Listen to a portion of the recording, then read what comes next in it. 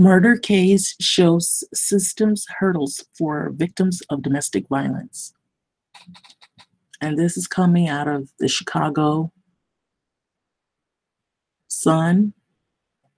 I believe it's the Chicago Sun. Let's see here. Chicago Sun-Times.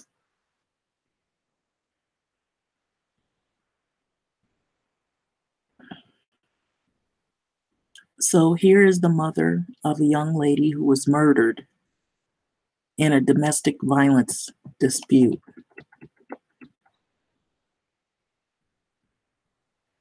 Viandria or Viardina Pryor, honoring her slain daughter, Shakita. Actually, it's Shaquita Bennett.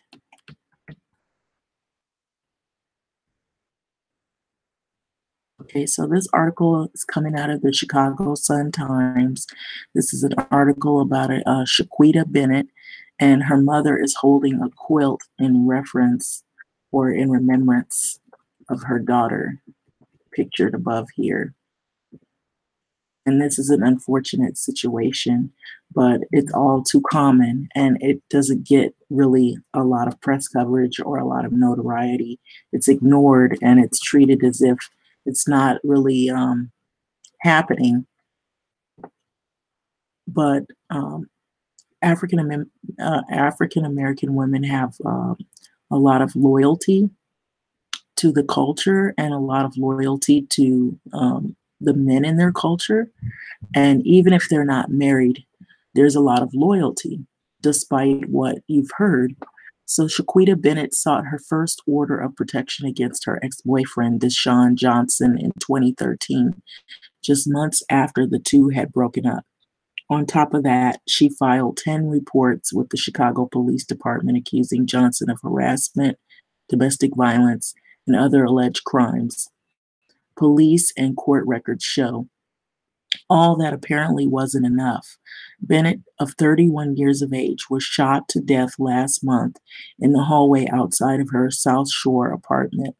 Now Johnson, who's 33, is charged with her murder. And that is the ex-boyfriend whom she had the trouble with. So I don't know what else she was supposed to do, her mother.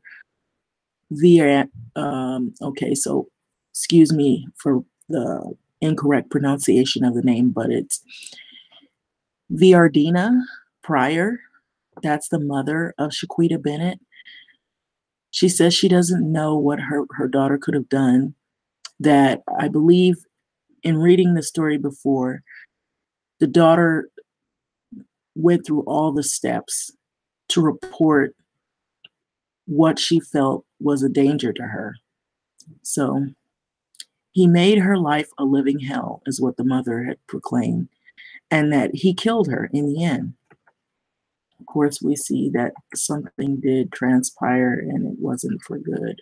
And so her family is pictured in a video and they speak out on the issue of their daughter here. This is a picture of Shaquita Bennett right here.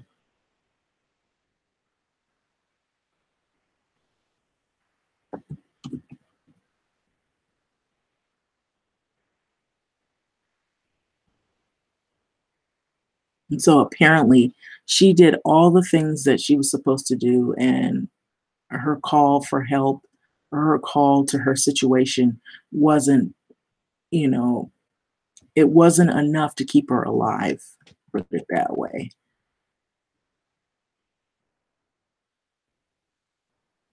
So I'm panning down.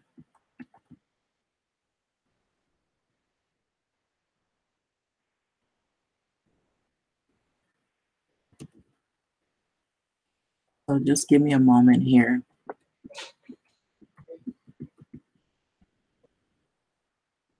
Okay. So I guess I was on the right track. Okay, so the family of Shaquita Bennett, they speak out, and the family of Shaquita Bennett speak out the lack of action And that's the big issue here, is the lack of action on the part of law enforcement, I believe. Even the judge who ordered Johnson held without bail lamented that the victim seemed to do everything right when it came to alerting authorities of the threats against her. And Johnson, who has not yet entered a plea in Bennett's murder case, is being held at Cook County Jail. The victim did everything right in this case to try to protect herself, Judge Mary Marubio said during Johnson's May 3rd court appearance. So I'm basically reading the article. I already read the article. It's just basically what it was saying, that the girl took all of the steps, the young lady took all of the steps that she had to do in order to protect herself, but it wasn't enough. And so I'm having a little trouble, I guess, because of the ads. There's so many ads here, and sometimes it interferes when you're trying to, do certain things. A lot of stuff going on. So I don't know if this will play at all. I almost don't really want to play it, but then it has a beneficial factor as to why. I believe there's a commercial in the beginning, and then the family explains the plight of this young lady and what she went through to try to go through this necessary steps to protect herself, but it wasn't enough to keep her alive. And so she went through a traumatic situation. It was an ex-boyfriend. And I was trying to read the rest of the article. I did read all of the article prior, but trying to see, there's a little bit of technical difficulties. But while we're waiting, I've seen a lot of these stories, and I've known people who've been through situations like this. And there's a lot of loyalty, a lot of respect that we try to have in terms of culture, in terms of people, in terms of Black males. And so, like, even when you hear about the shootings of Black males, who's usually in the forefront is the grandmothers, the mothers, the girlfriends, the cousins. All of the female family members tend to stand out and speak out on behalf of Black males when they're gunned down or when they're treated unfairly. But where is the cry out for women that are in relationships that are volatile and they need support of their male counterparts? There's not enough cry out or outpour of protection for Black females when they're in these situations. So there's a bit of technical difficulty. It's not really going to shed too much except what the article has been saying. So even the judge who ordered Johnson held without bail lamented that the victim seemed to have done everything right when it comes to alerting authorities of the threats against her. So Johnson, who has not yet entered a plea in Bennett's murder case, is being held at Cook County Jail. The victim did everything right in this case to try to protect herself, Judge Mary Marubio said during Johnson's May 3rd court appearance, but that is of little comfort to the Bennett family, who believe not enough was done in light of the harassment, stalking, and threats that Bennett had endured during the time she was living. So she had reported on several occasions the stalking and some of the things that had took place. And so I may not even be able to finish this article, but it sheds a lot of information on all of the lies that have been told, that Black women aren't this and they're not that, and we're not doing this, we're not doing that, when we're doing everything. We're doing too much is what's going on. And then when we decide not to do anything for people who are unappreciative or violent, we're called all kinds of names, we're treated harshly, and we're eventually done away like this. So it says that police officers, the detectives, told me that the system has failed your child.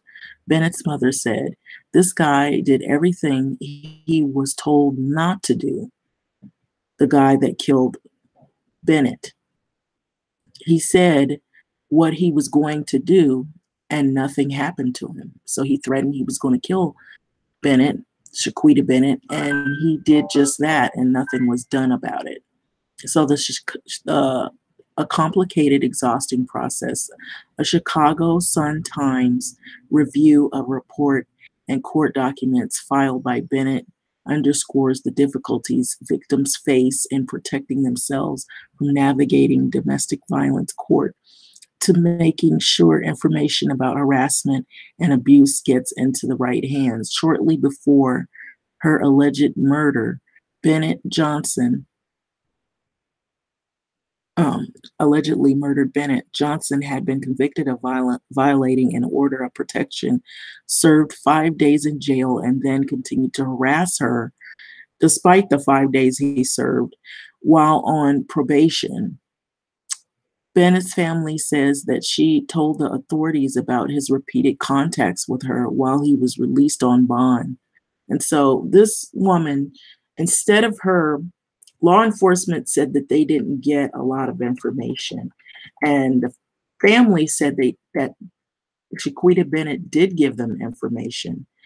And then they went on to say that they didn't get as they said she reported that he was still harassing her. They said that they didn't get those calls. And so he ended up harassing her so bad that she moved. On several occasions, she moved away thinking that he wouldn't find where she lives. But what happens, if you're still connected with an ex-boyfriend's friends, or you know the whereabouts and they know your whereabouts, if they're stalking you and following you everywhere, they're going to find out where you were. Well, that's in fact what happened to Shaquita Bennett. The boyfriend, he kept following her wherever she went, found out her place of residence, and he murdered her. He shot her. So shortly before he allegedly murdered Bennett, Johnson had been convicted, it said. But I'm going to jump down here. Bennett's family says that she told the authorities about his repeated contacts with her while he was released on bond, and law enforcement officials say that she didn't. So that's pretty much what I was saying. This is a picture of Shaquita Bennett right here. So the sad reality to be drawn from Bennett's plight appears to be this: while protection orders can deter abusers and provide police with a tool to enforce protection for victims, they can do little to stop a person whose intent is violence, said Kathy Doherty, executive director of the Chicago Metropolitan Battered Women's Network. So apparently there were other people involved in this case, and they tried to intervene, but it still wasn't enough. So research shows that abusers' threats need to be taken very seriously because they do follow through with those threats, Doherty said. Not-for-profit organization like Doherty's, along with the police and the courts, are constantly assessing ways to better protect their victims, but Bennett's case shows just how uphill a battle it can be. A domestic violence abuse hotline is run by the network and gets about 25,000 calls per year. Doherty said, most orders of protection are filed in civil court, and so callers are often asking about how to obtain low-cost and legal assistance.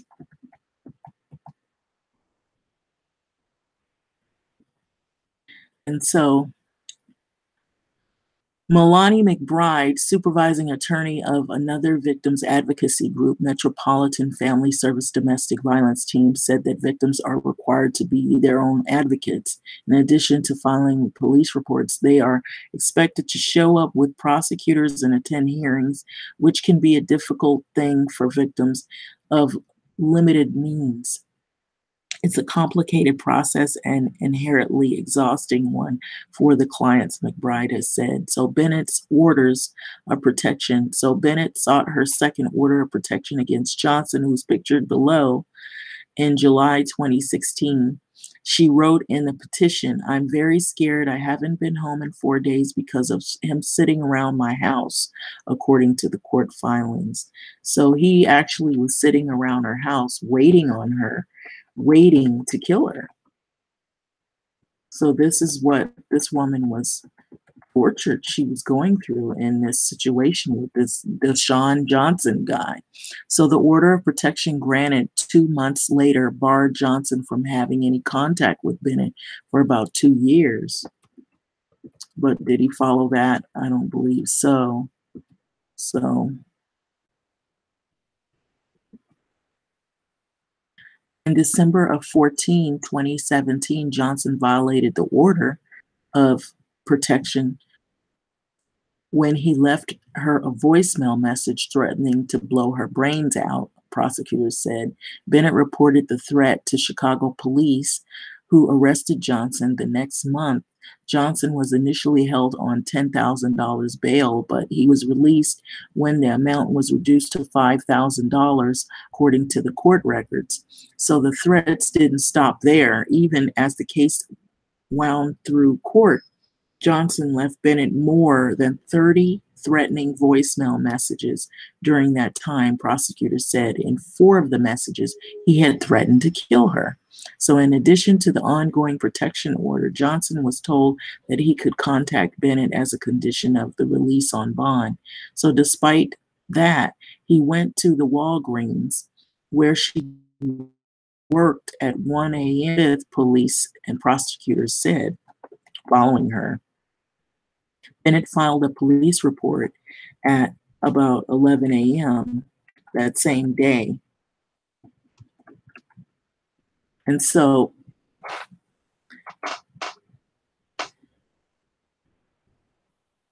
likely waiting for her shift to end, her family said that's why he was there following her.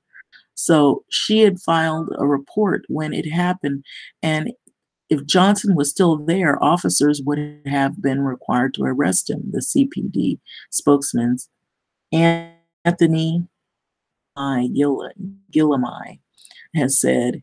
In this case, there was no offender on the scene, and the report was made over the phone, Gillamy said.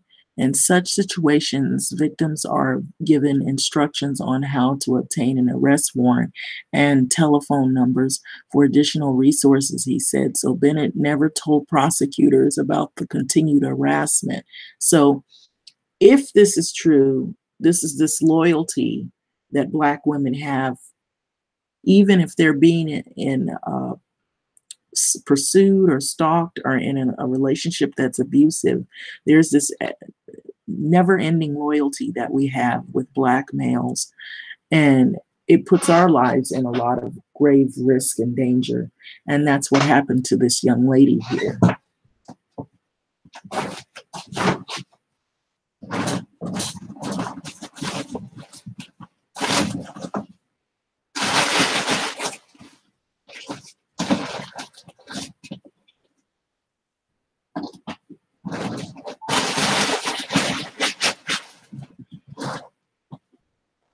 So turns out that Bennett, Shaquita Bennett, and Bennett's her last name, that they said she never told about the continued harassment, which that's a possibility. But up top, her family said she did tell about the continued harassment. So according to Robert Foley, a spokesman of Cook County State Attorney's Office, prosecutors learned of both only when detectives investigated her murder.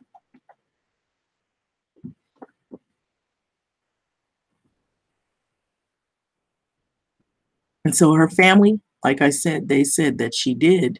So Johnson pleaded guilty December 2017 on order of protection of violation on March 13 and was sentenced to 5 days in jail and a year of probation along with the domestic violence counseling, according to the court record. So this is her family pictured here.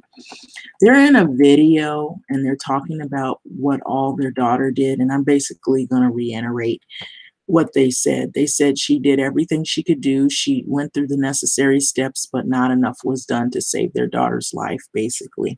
So Bennett felt defeated when the sentence was handed down. Her sister, Sharita Pryor, said her family says that Bennett asked that Johnson be put on electric monitoring while he was on probation. The state's attorney office has no record of the request, though it could have been an option under the state sentencing guidelines, Foley said. So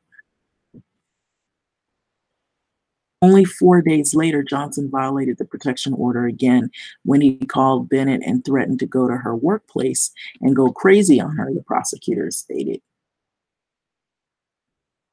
But the police say that Bennett never reported that call.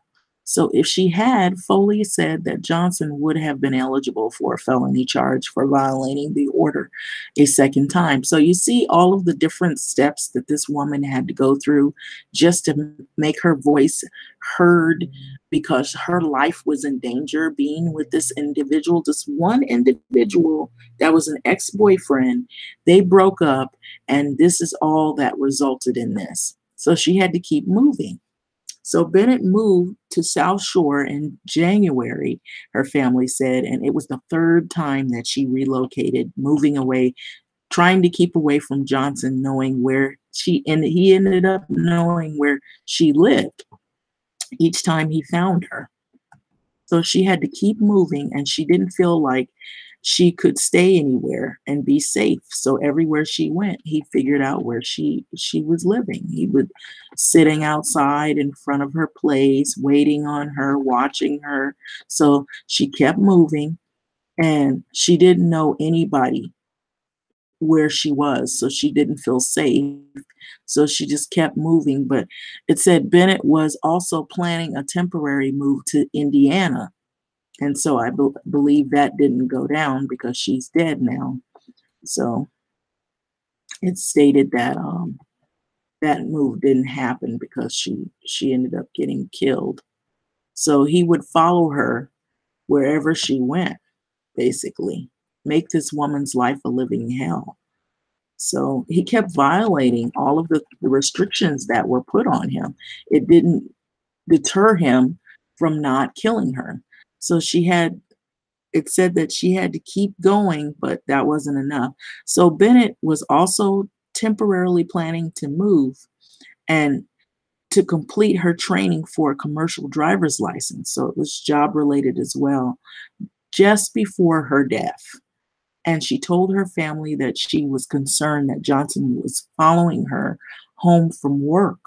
So on the morning of April 5th, Bennett returned to her home after working a night shift, prosecutors said. Surveillance cameras were at her building, and they recorded the incident. They saw the man who was identified as Johnson pulling out an object from around his waist when he approached her in the rear of this 4-story yellow brick building.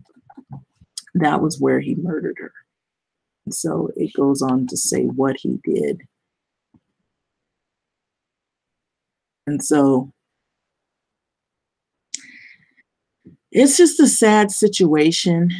And basically, I read this article, and it didn't seem like, nothing, nothing that this woman did protected her so that she could still be around to tell her side of the story. So you see all these big red flags, Doherty said, and you look at that and then you go, was anyone paying attention here? So this is what happened. When they were looking at the surveillance camera, they said they saw them together, and they walked into the lobby and up to the stairs to the second floor, and she put her coat inside her apartment, walked back out into the hallway, prosecutors said, and she was found dead of a gunshot wound to the head 40 feet from her door. While not assigning blame for Bennett's death to any one person, Doherty, executive director of Chicago Metropolitan Battered Women's Network, understands Bennett's family's frustration. So I'm skipping around. So for their part, not-for-profit groups, the courts, and the cops all offered ways to try to help domestic violence victims.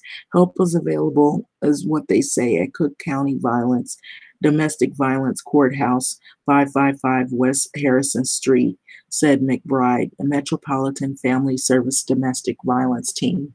So apparently they have things in order. Everywhere has something in order, but it's how fast are they at helping a person with their situation in a timely uh, time manner.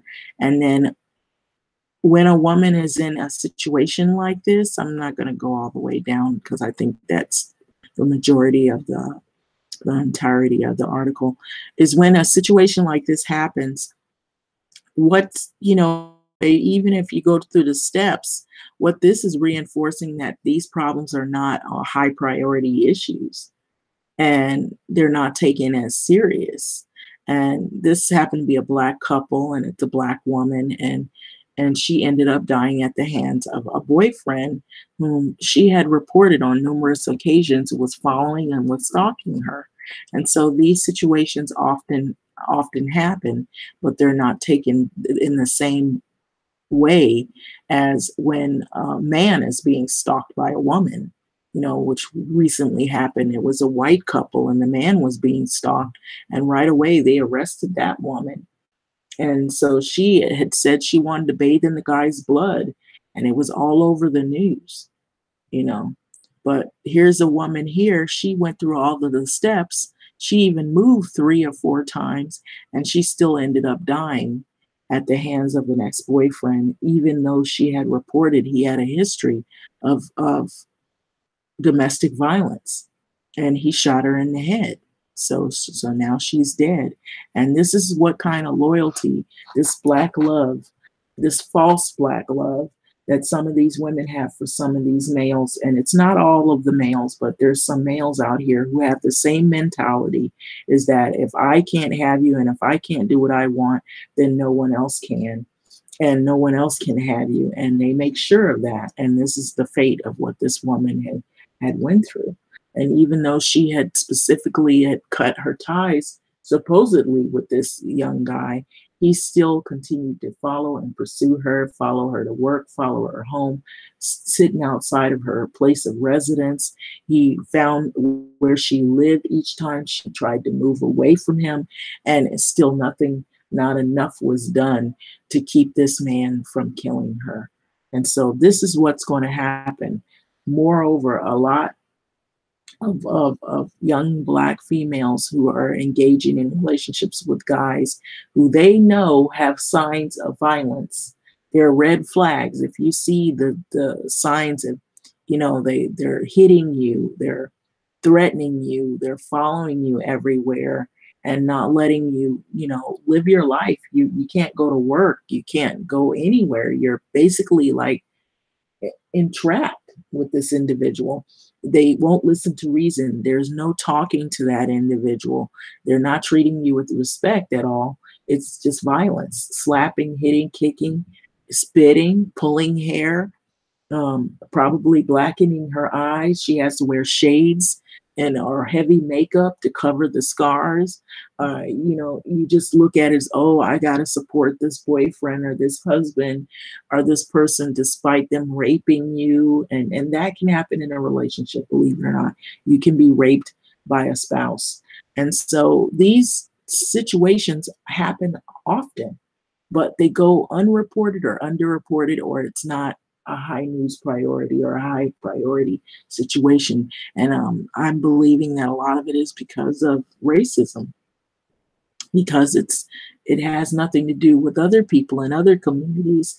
They feel if it's not people that look like them, they don't have to worry about it. It's not a big of a deal. It's not a high priority. It's looked at as something to be normalized for some groups. And so what also enables these abusers to be the way they are is women who don't report these things, and they go about what these guys are doing. If they're pursuing you at work, if they hurt you in any way physically, it's never reported. And so they're allowed to, what you're saying to them is they're allowed to get away with it. And even now, you've gotten to the point where you're in a relationship with someone who he's not even afraid of law enforcement because he doesn't feel like this is high priority either to them. They've got other cases to deal with. Domestic violence is like a fantasy, they feel. Oh, it's a made up thing. Those women are just making it up. It's a made up situation. It's all fabricated until this woman's death. That's the demise of what happens to some of these women who claim to be so loyal to guys like this. And if you're in a relationship, and more than likely, women who are in these relationships, they pretend. They go around and pretend their relationship is a happy relationship, a loving relationship, when it's nothing of the sort. And so this is what it results in: this woman's demise, this woman's death. And that's what's happened to her. She's no longer around, guilty, this undying loyalty, which well, now she's dead because of it. Well, that's pretty much it. It's a sad revelation, but this is truth. And this is what a lot of Black women who don't want to tell the truth, who don't want to admit that they're in these type of relationships, or despite being with a person like this, they'll show you all the surface. Oh, he's good at this, he's good at that, or we did this, or I did that, or this is, they don't tell you that they're running from someone like this, or they're in a relationship with someone and they don't know how to get out of it, or they can't because they've been threatened that their lives are going to end if they do leave him, such as this woman here. With that being said, thoughts, feedback, like, comment, subscribe. Unfortunately, this won't be the last case